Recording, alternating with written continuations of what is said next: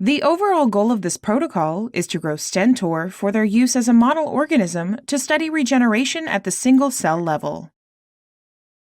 This method can help answer key questions in the cell biology field, such as how do cells build structures from discrete parts?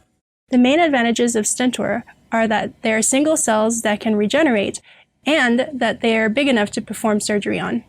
Generally, the challenging part of this protocol is that people are used to working with cells as cultures rather than as individuals.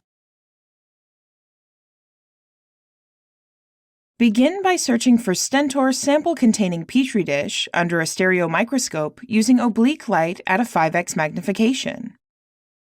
Note that Stentor cells exhibit a trumpet-like shape when they are attached to a substrate. While non-attached, swimming Stentor cells are less extended in appearance. Using a 1 milliliter pipette, transfer individual Stentor cells into the well of a glass spot plate containing at least 100 microliters of commercially available pasteurized spring water. Then, remove about 90% of the water in the well without removing the Stentor cells, and add 500 microliters of fresh pasteurized spring water to the well 3 times to wash the cells.